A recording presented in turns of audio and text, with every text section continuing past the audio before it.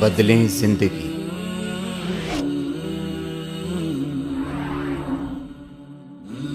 زیتون T V. مصیبت مانگتے نہیں، مانگنی چاہیے عافیت اللہ تبارک و تعالیٰ سے۔ مصیبت مانگنے کی چیز نہیں، آ جائے تو پھر اس پر صبر کرے، اس پر اللہ تعالیٰ کی تقدیر پر راضی رہے۔ تو چونکہ مانگنے کی چیز نہیں، لہذا مانگنے کی چیز یہ ہے کہ متعنا باسماعنا وابصارنا وقوتنا، کہ ہمارے بینائی بھی سلامت رہے، ہماری سماعت بھی سلامت رہے، اور ہماری ساری قوتیں بھی سلامت رہیں جب تک ہم زندہ رہیں۔ اور پھر آگے مانگا وَجَعَلْ ثَأْرَنَا عَلَىٰ مَنْ ظَلَمَنَا، یعنی یہ جو ہم نے رسول کریم صلی اللہ علیہ وسلم دعا مانگی کہ بھئی مصائب کو آسان کر دے، تو مصیبت اگر کسی دوسرے کے ظلم کی وجہ سے پہنچی، دوسرے نے ہم پر ظلم کیا، تو اس ظلم کا جواب دینا، اس کا انتقام لینا، یہ صبر کے منافی نہیں۔ ظالم کو یہ حق نہیں پہنچتا کہ وہ یہ کہے کہ بھئی میں نے جو تمہیں مارا ہے یہ اللہ کی تقدیر سے مارا ہے، یہ میں نے اللہ کی تقدیر سے مارا ہے، میرا کیا قصور؟ تو یعنی اب ظالم یہ کہنے لگے کہ بھئی جب آپ تقدیر پر اتنا یقین رکھتے ہو تو میں اگر میں نے جو مارا وہ اسی لیے مارا کہ تقدیر میں لکھا ہوا تھا۔ تو رسول کریم صلی اللہ علیہ وسلم فرماتے ہیں کہ یہ اس کے لیے کوئی عذر نہیں ہے، اس کے لیے کوئی بہانہ نہیں ہے کہ تقدیر میں لکھا ہوا تھا۔ یہ تقدیر میں تو بے شک لکھا تھا، لیکن ساتھ میں یہ بھی لکھا تھا تقدیر میں کہ یہ ظالم ہے تو ظالم کے ظلم کا اس کو بدلہ ملے گا، یہ بھی تقدیر میں لکھا تھا۔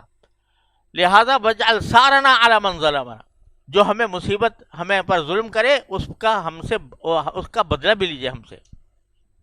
وَجْعَلْ ثَأْرَنَا عَلَىٰ مَنْ ظَلَمَنَا، ہمارا بدلہ ہو اس پر جو کہ ہم سے ظلم کرے۔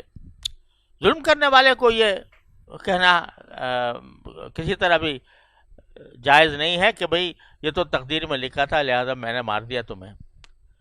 تمہارا کام تو شریعت کی تعمیل تھی، شریعت کی تعمیل تھی، شریعت کی تعمیل یہ تھی کہ تم ظلم نہ کرتے، تم نے ظلم کیا شریعت کے برخلاف، تو اس واسطے اس کا تمہیں بدلہ بھی ملے گا۔ تو وَجْعَلْ ثَأْرَنَا عَلَىٰ مَنْ ظَلَمَنَا، جو ہم سے ظلم کرے تو ہمارا بدلہ بھی اس سے لے لیجیے، کیونکہ یہ ہمارا حق ہے کہ ظلم کا جواب دینا، ظلم کا دفاع کرنا، بلکہ اس کا بدلہ لینا بھی، جو ظلم کے مساوی ہو، برابر ہو، کبھی اس سے کم و بیش نہ ہو۔ وَإِنْ عُوقِبْتُمْ فَإِنْ عُوقِبْتُمْ فَعَاقِبُوا بِمِثْلِ مَا عُوقِبْتُمْ بِهِ وَإِنْ عَاقَبْتُمْ، تو اگر تمہیں کوئی تکلیف پہنچائے تو اتنی ہی تکلیف تم دوسرے کو بھی پہنچا سکتے ہو۔ تو وَجْعَلْ ثَأْرَنَا عَلَىٰ مَنْ ظَلَمَنَا وَانصُرْنَا عَلَىٰ مَنْ عَادَانَا، اسی طرح جو ہمارے ساتھ دشمنی کرے اس کے خلاف ہماری مدد فرمائیے۔ یعنی تقدیر کا تقاضا یہ نہیں ہے کہ بھئی ہاتھ پہ ہاتھ رکھ کے بیٹھ گئے، وہ تقدیر میں جو لکھا ہے وہ ہو جائے گا۔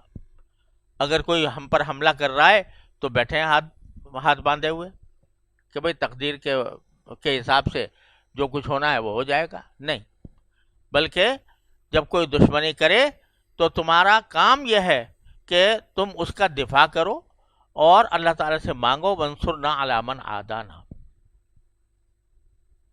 توکل یہ نہیں ہے، نہ تقدیر پر ایمان کا تقاضا یہ ہے کہ آدمی ہاتھ پاؤں ڈال کر بیٹھ جائے۔ تقدیر کا تقاضا یہ ہے کہ وہ یعنی شریعت کے مطابق جو کام ہے وہ کرتا رہے، ظاہری اسباب کو اختیار کرے، لیکن یہ سمجھے کہ ظاہری اسباب اپنے طور پر خود مؤثر نہیں ہیں جب تک کہ اللہ جل جلالہ کی طرف سے تاثیر نہ ہو۔ اس لیے وَانصُرْنَا عَلَىٰ مَنْ عَادَانَا، دشمنوں کے لیے کے خلاف ہمیں ہماری مدد فرمائیے، ہمارا دفاع فرمائیے۔ دیکھو کتنی نزاکتیں ہیں ایک ایک جملے میں، کہ تقدیر پر ایمان بھی ہے لیکن ساتھ ساتھ وہ عمل کے منافی نہیں، جو عمل مناسب ہے اس کے منافی نہیں ہے۔ حضرت موسیٰ علیہ السلام نے وہ بچے کو قتل کرنے پر بڑی سخت تنبیہ کی، لقد جئت شیئا نکرا، کیونکہ اس واسطے کہ شریعت کے اعتبار سے اس کا وہ عمل جائز نہیں تھا، لیکن تکوینی اعتبار سے وہ جائز تھا۔ اس کی مثال یوں سمجھو کہ جیسے جب کسی کی موت کا وقت آتا ہے تو موت کیسے آتی ہے؟ وہ جو حضرت اسرائیل علیہ السلام ہیں، جو ملک الموت ہیں، وہ آ جاتے ہیں اور روح قبض کرتے ہیں اللہ تعالیٰ کے حکم سے۔ تو بظاہر تو وہ قاتل ہوئے، یعنی انہوں نے قتل کا ارتکاب کیا، آدمی کو مار دیا، قتل ہوا، لیکن چونکہ تکوینی طور پر اللہ کا حکم تھا لہذا وہ قاتل نہیں ہے۔ وہ کیا ہیں؟ وہ اللہ کے کارندے ہیں، اللہ تبارک و تعالیٰ کے حکم کی تعمیل میں انہوں نے کسی کو موت دے دی۔ اسی طرح حضرت خضر علیہ السلام بھی تکوینی کارندے تھے، تو جس طرح ملک الموت آ کر روح قبض کر لیتا ہے، اسی طرح حضرت خضر نے بھی جا کے اس کو قتل کر دیا، تو وہ اللہ کے حکم سے کیا۔ وَمَا فَعَلْتُهُ عَنْ أَمْرِي، میں نے اپنی طرف سے نہیں کیا، اللہ کے حکم سے کیا۔ تو بہرحال تقدیر جو ہے وہ بہانہ نہیں بننی چاہیے بے عملی کی، یہ مطلب ہے۔ تقدیر کو بہانہ بے عملی کا نہیں بنانا چاہیے کہ جو تقدیر میں ہوگا ہو رہے گا، ہم تو بیٹھے ہیں ہاتھ پہ ہاتھ رکھے۔ نہیں، انسان کا کام یہ ہے کہ اجملوا فی الطلب وتوکلوا علیہ، کہ جو طلب جتنی کرنی ہے کسی کام کی وہ اجمال کے ساتھ، یعنی اجمال کے اندر یہ معنی داخل بہت انہماک کے ساتھ نہیں، بلکہ اجمالی طور پر جو طلب ہو سکتی ہے وہ کرو، جس کام کی طلب کر رہے ہو، اور پھر اللہ پر بھروسہ رکھو کہ اللہ تعالیٰ جو بہتر ہوگا میرے حق میں وہ فیصلہ فرما دیں گے۔ اس لیے فرمایا وَجَعَلْ ثَأْرَنَا عَلَى مَنْ ثَأْرَنَا وَانصُرْنَا عَلَى مَنْ عَادَانَا۔ پھر آگے ایک عجیب جملہ ارشاد فرمایا وَلَا تَجْعَلْ مُصِيبَتَنَا فِي دِينِنَا، وَلَا تَجْعَلْ مُصِيبَتَنَا فِي دِينِنَا، کہ یا اللہ مصیبت تو کوئی نہ کوئی آئے گی، اس سے کوئی انسان خالی نہیں، مبرہ نہیں۔ جب انسان دنیا میں آیا ہے تو دنیا کے اندر ممکن نہیں ہے کہ کوئی نہ کوئی مصیبت، کوئی نہ کوئی تکلیف، کوئی نہ کوئی غم نہ آئے۔ بڑے سے بڑا بادشاہ، بڑے سے بڑا صاحب اقتدار، بڑے سے بڑا سرمایہ دار، کوئی بھی ہو، کبھی نہ کبھی جا کر اس کی گوٹ اٹکے گی، کبھی نہ کبھی اس کو مصیبت کا سامنا ہوگا۔ تو مصائب تو آنے ہیں دنیا میں۔ اللہ تعالیٰ نے 3 عالم پیدا فرمائے۔ ایک عالم ہے ایسا جس میں خوشی ہی خوشی ہے، راحت ہی راحت ہے، غم کا نام نہیں، تکلیف کا نام نہیں، وہ ہے جنت۔ اللہ تعالیٰ ہم سب کو عطا فرما۔ ایک عالم وہ ہے جس میں غم ہی غم ہے، تکلیف ہی تکلیف ہے، راحت کا نام نہیں، اللہ بچائے، وہ ہے جہنم۔ اللہ تعالیٰ ہم سب کی حفاظت فرمائے۔ تیسرا جو عالم ہے جس میں ہم زندہ ہیں، یہ ایسا ہے کہ اس میں غم بھی ہے، خوشی بھی ہے، تکلیف بھی ہے، راحت بھی ہے۔ لہذا کوئی شخص یہ سمجھے کہ ساری زندگی میری راحت میں گزرے، ہو نہیں سکتا، کبھی ایسا نہیں ہو سکتا۔ تکلیف آئے گی، مصیبت بھی آئے گی، مصیبتیں تو آنی ہیں، لیکن سرکار دو عالم صلی اللہ علیہ وسلم فرماتے ہیں کہ اللہ ہماری مصیبتیں ہمارے دین پر نہ آئیں۔ اللہ بچا، یعنی مصیبت ہو تو وہ مصیبت دنیاوی حد تک محدود رہے، کہ دنیا میں کوئی تکلیف پہنچ جائے، کوئی بیماری آ جائے، کوئی آزاری آ جائے، کوئی نقصان ہو جائے، یہ تو ہو جائے، لیکن دین میں مصیبت نہ آئے۔ دین میں مصیبت آنے کا معنی یہ ہے اللہ بچائے، اللہ تعالیٰ محفوظ رکھے ہر مسلمان کو، کہ اس کی مت الٹ جائے، اور مت الٹنے کے نتیجے میں وہ دین کے معاملے میں جو ہے سست پڑ جائے، یا دین کے معاملے میں اللہ بچائے گمراہی کا راستہ اختیار کر لے، یا بے عملی کا بد عملی کا راستہ اختیار کر لے۔ دین میں مصیبت، یعنی دین میں مصیبت کے بہت سارے بہت سارے پہلو ہو سکتے ہیں. ایک مصیبت آنے کا اللہ بچائے یہ ہے کہ اچھا خاصا آدمی مسلمان تھا، صحیح سالم عمل کر رہا تھا، لیکن اچانک مت الٹی ہو گئی، دماغ پھر گیا اور دین سے برگشتہ ہو گیا. ایسی مثالیں ہوتی ہیں کہ اچھا خاصا پڑھا لکھا آدمی اور علم بھی رکھنے والا، لیکن مت الٹی ہو گئی. ہمارے دیوبند، دارالعلوم دیوبند سے، جہاں بہت بڑے بڑے علماء اکابر پیدا ہوئے جنہوں نے ساری دنیا کے اندر دین کا فیض پھیلایا، تو وہاں اس میں سے ایسے بھی پیدا ہوئے، اللہ بچائے، جو عیسائی ہو گئے، اللہ بچائے. ایسے بھی ہیں، ایسے ہو گئے جو رافضی ہو گئے، اللہ بچائے، اور دیوبندی لکھتے اپنے نام کے ساتھ لکھتے رہے. ایسے بھی ہوئے.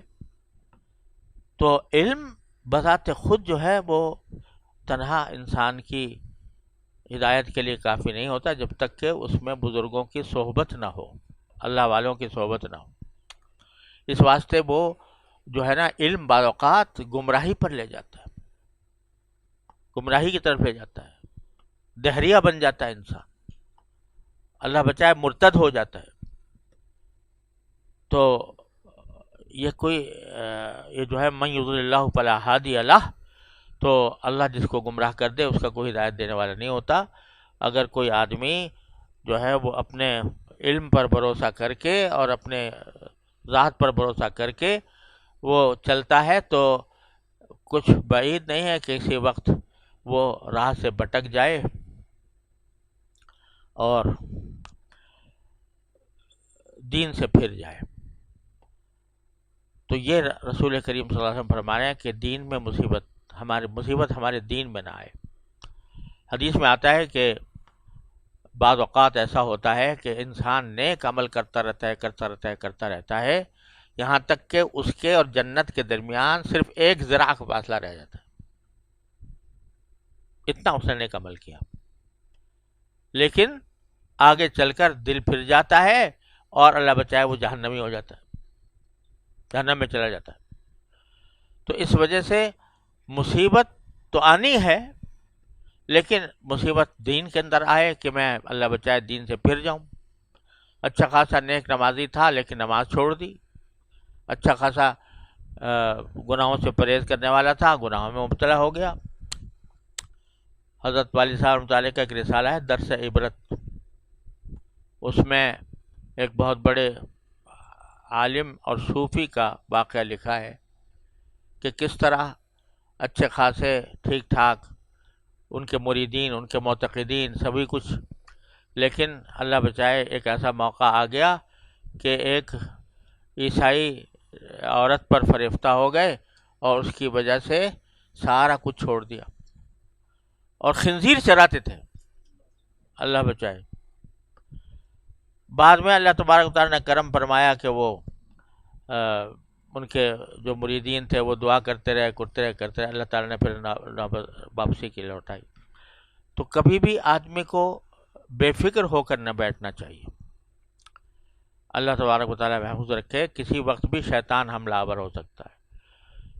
تو مصیبت دین کی ایک تو یہ ہے، دوسری یہ ہے کہ مرتد ہو جائے، اللہ بچائے، یا ایسا ہو جائے کہ عمل ایک دم سے سیدھے راستے پہ جانے کے بجائے ٹیڑھے راستے پر چل پڑے، گمراہی میں جا پڑے. یہ عقل جو ہے نا انسان کی، یہ بعض اوقات یہ بڑی دھوکہ دینے والی چیز ہے، بڑی دھوکہ دینے والی چیز ہے. اس وجہ سے صرف عقل پر بھروسہ نہیں کرنا چاہیے، عقل پر ہمیشہ شریعت کو غالب رکھے اور طبیعت پر عقل کو غالب رکھے. اب یہ جو شیطان تھا اس نے سجدہ کرنے سے جب انکار کیا تو دلیل جو دی وہ بڑی عقلی دلیل تھی بظاہر، کہ ان کو تو آپ نے مٹی سے پیدا کیا، مجھے آگ سے پیدا کیا، آگ کو فوقیت حاصل ہے مٹی پر، جواب دو اس عقلی دلیل کا کوئی. عقلی دلیل تو تھی بڑی پکی، لیکن یہ نہ سوچا کہ یہ جس نے بھی آگ پیدا کی، جس نے بھی مٹی پیدا کی، وہی کہہ رہا ہے ہمیں، تو پھر ہمارے آگے سوائے جھکنے کے اور کیا کام اور مسئلہ رہ جاتا ہے. تو اس نے اقبال نے اس کو کہا ہے کہ صبح ازل یہ مجھ سے کہا جبرائیل نے، صبح ازل یہ مجھ سے کہا جبرائیل نے، جو عقل کا غلام ہو وہ دل نہ کر قبول. وہ دل جو عقل کا غلام ہو وہ قبول نہ کر، اتباع والا دل چاہیے جو اللہ کے آگے اتباع کر.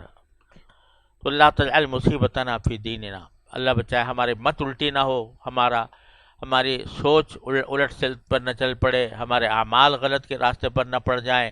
یہ مصیبتیں ہیں دین میں، دین کی. تو یا اللہ مصیبتیں آئیں، جو بھی آئیں وہ دنیا کے اعتبار سے آئیں، دین کے اندر مصیبت.